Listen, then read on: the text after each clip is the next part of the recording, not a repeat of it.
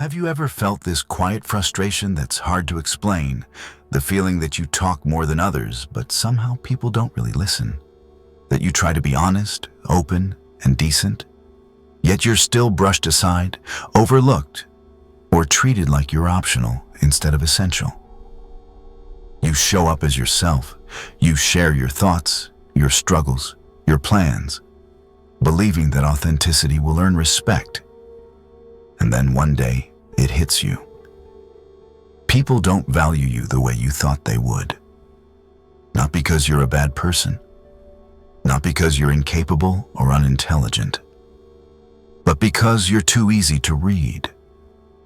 In the modern world, we are told that openness is strength, that sharing builds trust, that expressing every emotion makes us human, that transparency equals integrity.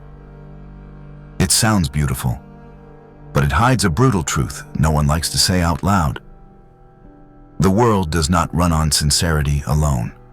It runs on perception, position, and power. You are not hurting because you are weak. You are hurting because you are exposed. Every time you complain in public about your problems, every time you announce your plans before taking the first real step, every time you apologize just for existing, and every time you look around the room searching for approval, you are handing pieces of yourself to people who did nothing to earn them. You think you are connecting, but often you are leaking leverage. And the world, consciously or not, uses that information against you. This video is not here to turn you cold, distant, or manipulative. It's not about becoming someone you're not. It's about helping you stop bleeding in public spaces where no one is obligated to protect you. It's about learning how to move through relationships, workplaces, and social settings without constantly being misunderstood, undervalued, or quietly exploited. If you've ever felt dismissed, taken advantage of, misjudged, or treated as less than what you know you're worth, then you're not broken and you're not alone. You're simply playing a game whose rules were never explained to you. And once you see those rules clearly, you stop being a target and start becoming someone the world has to take seriously. If what you felt in the beginning sounded familiar, that's not an accident. Feeling ignored, underestimated, or quietly disrespected doesn't come from bad luck, and it doesn't mean you lack value. It usually comes from one thing. You were never taught how the social world actually works. Most of us walk into public life believing that being open, honest, and emotionally available will naturally earn respect. But over time, we notice the opposite happening. That confusion is exactly where this conversation needs to go next. Long before social media, office politics, or self-help books existed, one man studied this problem in its rawest form. His name was Niccolò Machiavelli. He lived in a brutal reality where saying the wrong thing could get you killed, trusting the wrong person could destroy your family, and showing weakness could cost you everything you had. In that world, he noticed something simple but uncomfortable. People don't respond to who you really are. They respond to how you appear. Machiavelli didn't teach people to be evil or heartless. He warned them not to be naive. He understood that good intentions don't protect you in public, and that sharing too much often turns into self-sabotage. This video follows that same idea, but applied to modern life. It's not here to make you cold or manipulative. It's here to help you stop unintentionally lowering your own value in front of others. We're going to look at 9 common behaviors people do in public every day. Behaviors they believe make them likable or genuine, but that actually signal weakness and invite disrespect. Once you see these patterns clearly, you stop chasing respect and start naturally receiving it. Rule 1. Never reveal your next move. This is a pain almost everyone recognizes, even if they've never said it out loud. You share your plans with people around you. They give you a few compliments, maybe a, "That's amazing," or "I knew you could do it." And for a short moment, you feel satisfied. Then something quietly breaks inside you. The urgency fades, the discipline weakens, and the drive you once felt starts to disappear. That's not because you're lazy or incapable. It's because your brain already collected the reward before you earned it. When you talk about your next move too early, you trick yourself into feeling accomplished without doing the work.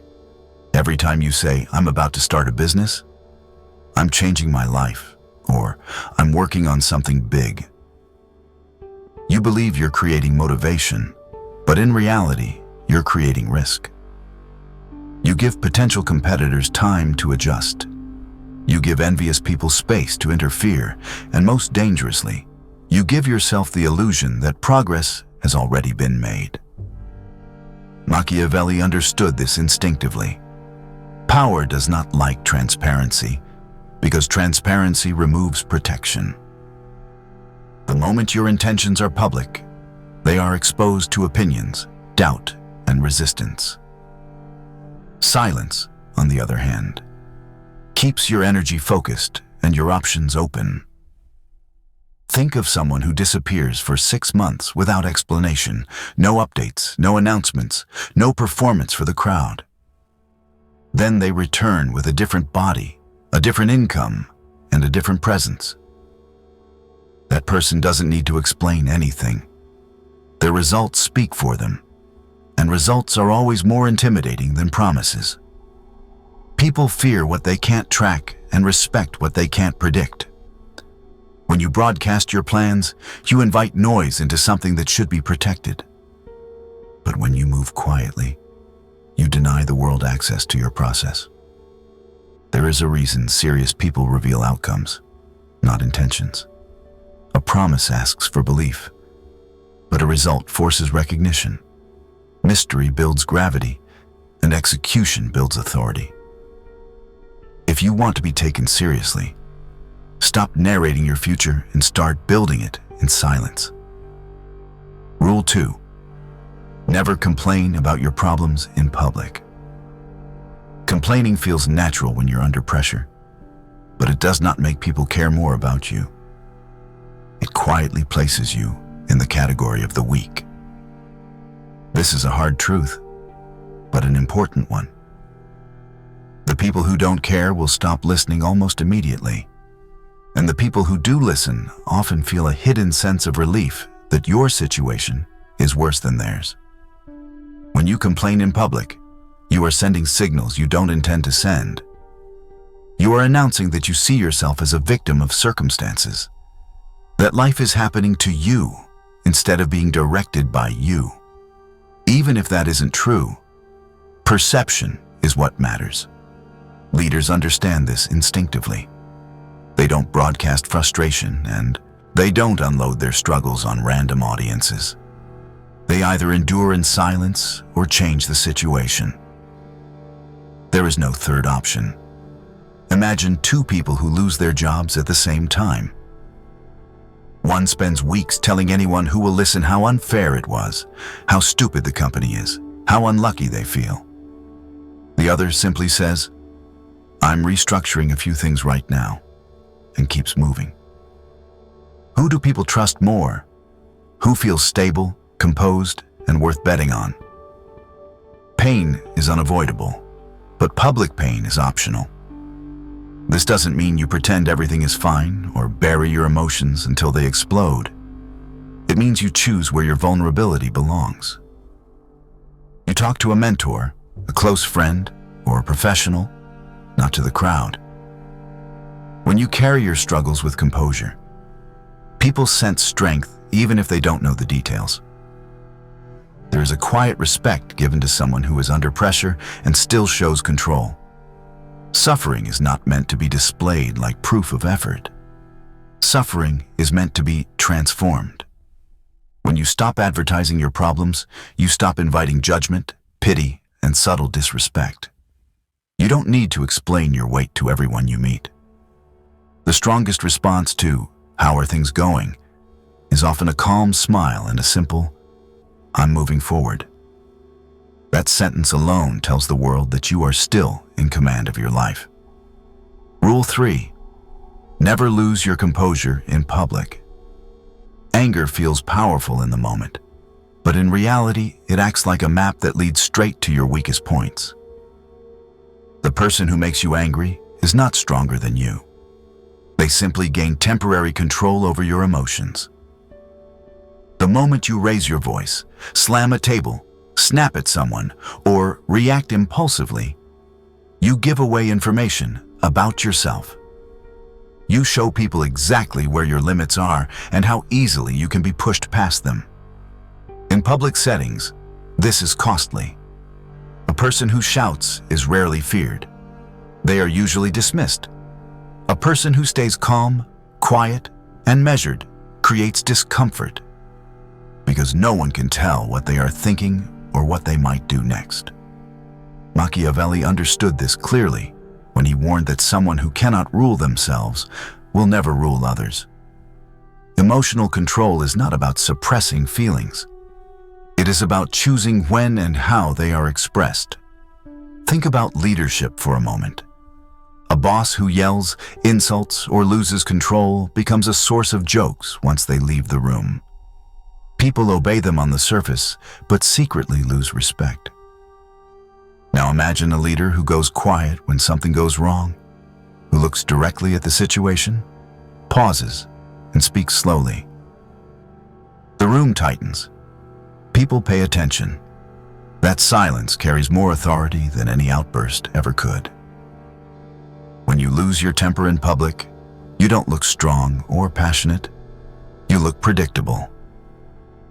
Anyone watching learns how to provoke you, how to destabilize you, and how to pull you off center when it matters most. Calmness removes those handles. Silence denies others the reaction they are hoping for. It forces them to sit with their own behavior instead of feeding off yours. This doesn't mean you let disrespect slide or accept poor treatment. It means you respond from control, not impulse. Power is not loud. Power does not rush. Power chooses its moments carefully. When you learn to pause instead of explode, you stop being reactive and start being dangerous in a quiet way.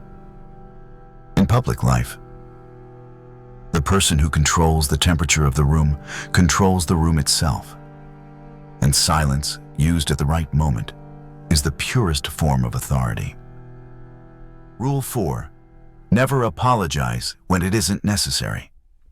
An apology has weight, and when you use it carelessly, it stops meaning what it should. Saying sorry when you haven't done anything wrong is not politeness. It's a quiet signal of surrender. Many people apologize for asking a question, for having a different opinion, or simply for taking up space in a conversation. Without realizing it, they are sending the message, "I am beneath you." In public life, these signals matter more than intentions. Constant apologizing lowers your perceived value and invites others to see you as unsure, hesitant, or easy to push. This doesn't mean you should never apologize. Real mistakes deserve real accountability, but unnecessary apologies weaken your presence. There is a difference between respect and self-erasure. Notice how small shifts in language change everything. Saying, "Sorry I'm late," frames you as guilty and behind, while "thank you for waiting" acknowledges the other person without diminishing yourself. Saying, "Sorry, but I disagree," asks for permission to exist, while "here's how I see it" states your perspective calmly and directly. One begs forgiveness, the other occupies space. People with value don't apologize for breathing, thinking, or speaking. They understand that their presence is not an inconvenience. When you over-apologize, you teach people how to treat you. You make it easy for them to assign blame, dump responsibility on you, or talk over you without consequence. Confidence doesn't come from being loud or aggressive. It comes from standing where you are, without shrinking. Apologies should be rare, sincere, and followed by correction when needed, not used as social padding.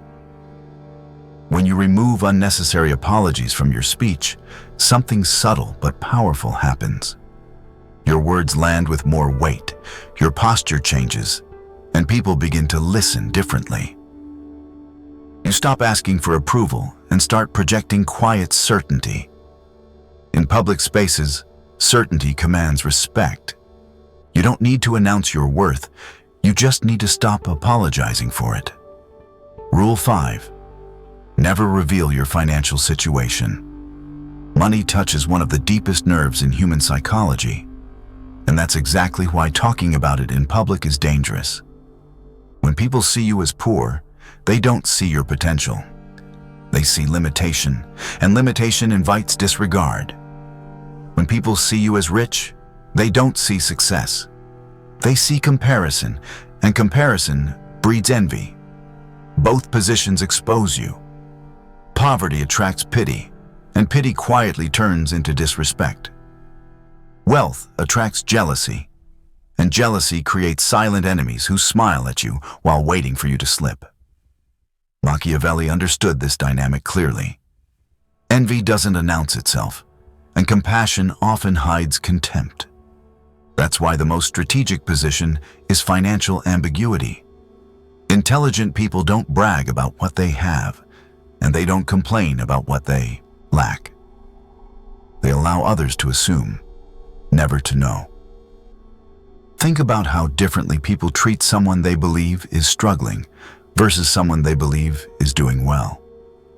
The first is overlooked or spoken down to. The second is watched, measured, and quietly resented. Neither position is safe when fully exposed. The goal is not deception, but protection. When your finances are private, your leverage stays intact. If you're going through a hard period, present yourself as composed, organized, and temporary in retreat, not defeated. If you're winning, appear comfortable, not excessive. Loud wealth humiliates others, and humiliation always collects interest. It doesn't disappear, it waits. True wealth doesn't need proof. It shows up in choices, in calmness, in the ability to say no. When you keep your financial situation unclear, you protect yourself from people who want favors, loans, or influence, and from those who want your position. Money in the social world is not just currency. It's a weapon. And like any weapon, flashing it at the wrong time makes you a target.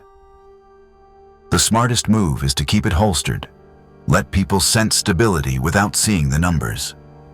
Let them feel strength without being able to measure it. Ambiguity keeps you safe, and safety allows power to grow quietly. Rule 6. Never gossip or speak badly about others. Gossip often feels harmless, even social, but it is one of the fastest ways to destroy your own credibility. When someone speaks badly about another person in front of you, there's a simple rule you can trust without exception. They will speak badly about you when you are not there. The moment you join in, you lose more than you gain. You lose trust because others assume you are unsafe. You lose status because gossip signals boredom and insecurity. And most importantly, you lose informational power. Every time you repeat a story, a rumor, or a criticism, you give away leverage that could have protected you. Strong people understand this instinctively. They listen carefully. They remember what they hear, and they choose silence. That silence is not emptiness. It is strategy. When you refuse to participate, people start to notice.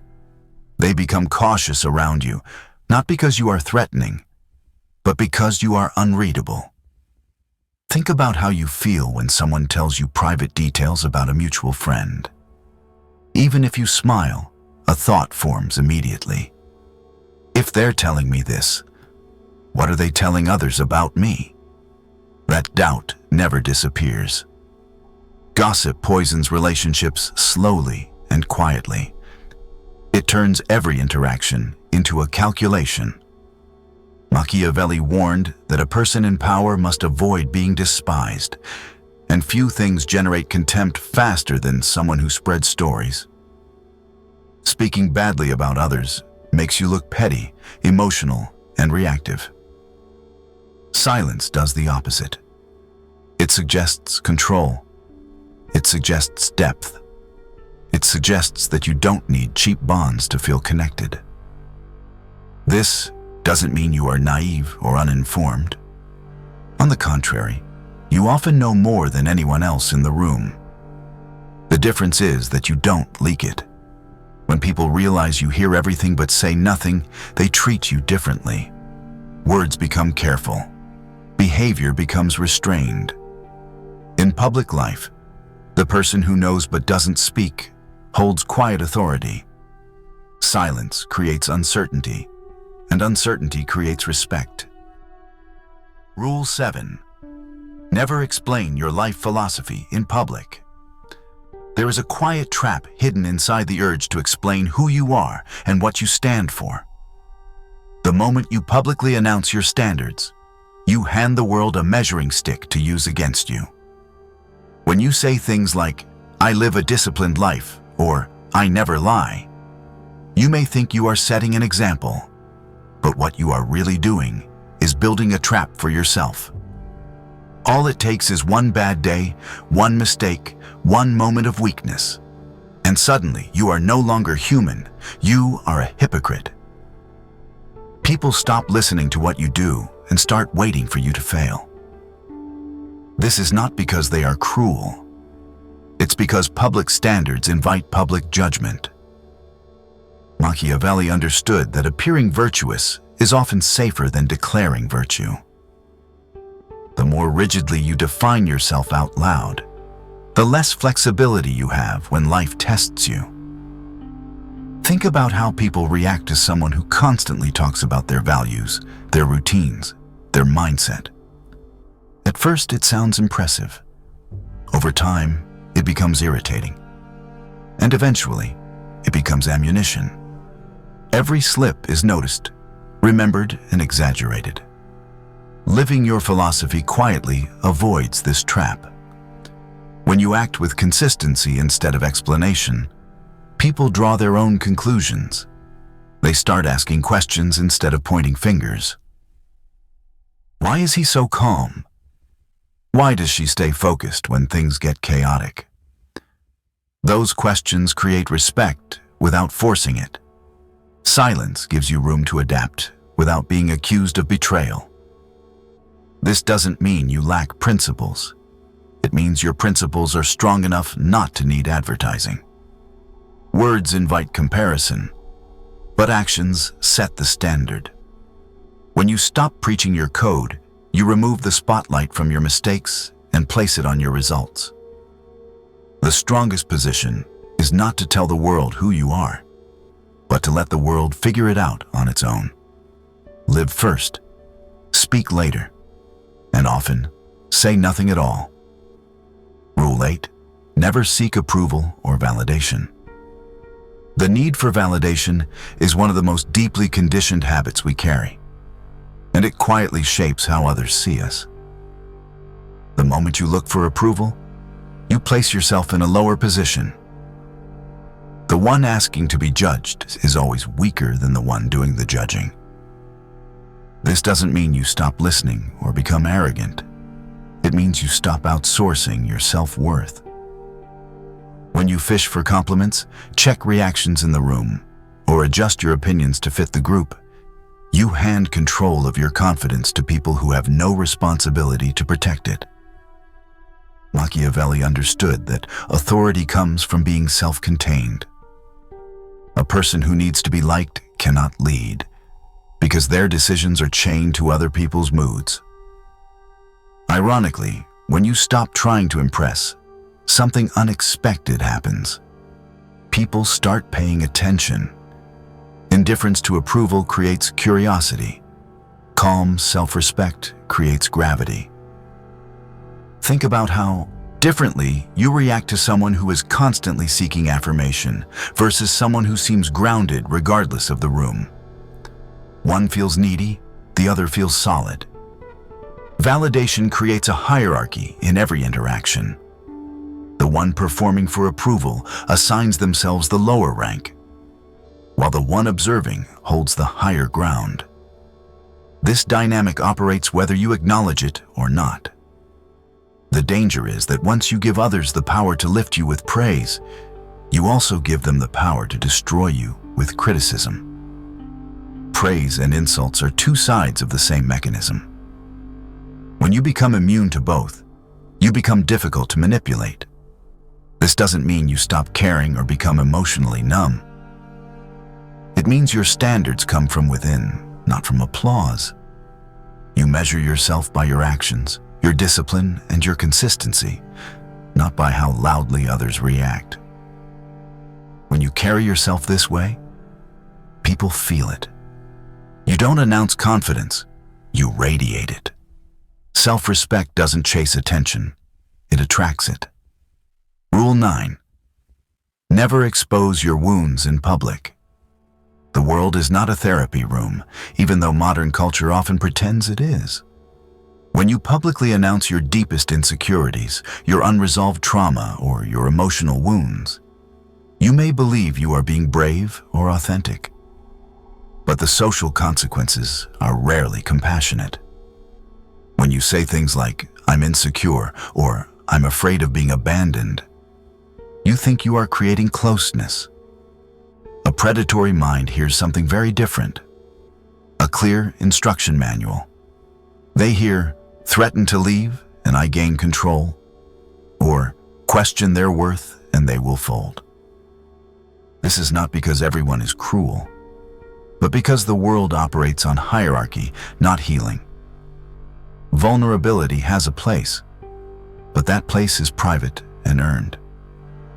Machiavelli understood that power requires protection, and protection requires boundaries. A wound exposed in public doesn't invite care, it invites pressure. It becomes a lever. Once someone knows where you hurt, they don't need strength to overpower you. They just need timing. This doesn't mean you suppress emotions or pretend to be perfect. It means you choose where your pain is allowed to exist. You heal in the dark with people who have proven loyalty, discretion, and respect. You face your shadow alone or with guidance, not with an audience. There is a crucial difference between a wound and a scar. A wound is still open, still bleeding, still reactive. A scar tells a story of survival. One invites exploitation, the other commands respect. Share scars, not wounds. Teach lessons, not pain. Think of leadership, influence, or even simple social presence. A person who constantly bleeds in public cannot carry others through a storm. They may receive attention, but not authority. The king does not walk naked through the marketplace, not because he is better, but because the crown represents order and stability. When you step into public spaces, you are not required to reveal your inner battles. You are required to appear whole. Wholeness creates safety. Safety creates trust. Trust creates respect. Keep your wounds covered until they have healed. And when they have, let the scars speak quietly for you. When you stop doing these 9 things, something subtle but unsettling begins to happen. You speak less, you explain less, and you react less. At first, people notice. They ask if you're okay, if something is wrong, if you've changed. What they're really saying is that they miss the old version of you, the one who was easy to read, easy to predict, and easy to influence. That version made them comfortable because it required no effort to understand or manage. Do not go back to that. The silence you are building is not emptiness. It is weight. In that quiet space, you begin to develop gravity. You stop filling every pause. Stop justifying every decision and stop giving emotional access to anyone who asks. And as that happens, something important shifts inside you. You start seeing the game more clearly. You notice who seeks attention, who leaks information, who reacts emotionally, and who is quietly positioning themselves. Once you see these patterns, you can't unsee them. And once you understand the rules, you are no longer a pawn moving unconsciously across the board. This is where the loneliness comes in. Power creates distance. It always has. When you stop performing, fewer people feel entitled to your inner world. When you stop chasing approval, fewer people feel superior to you. When you stop reacting, fewer people know how to provoke you. That distance can feel uncomfortable at first, especially if you're used to constant interaction and validation. But that space is where strength forms. Power is not loud, crowded, or constantly affirmed. Power is calm, selective, and self-contained. You don't need to announce it. You don't need to defend it. If you hold the line, respect adjusts on its own. And one day, without forcing anything, you'll realize something has changed. People speak differently around you, move more carefully, and think twice before crossing certain lines. At that point, you're no longer being played by the game. You're standing above it, watching it unfold and choosing when and if you want to step in.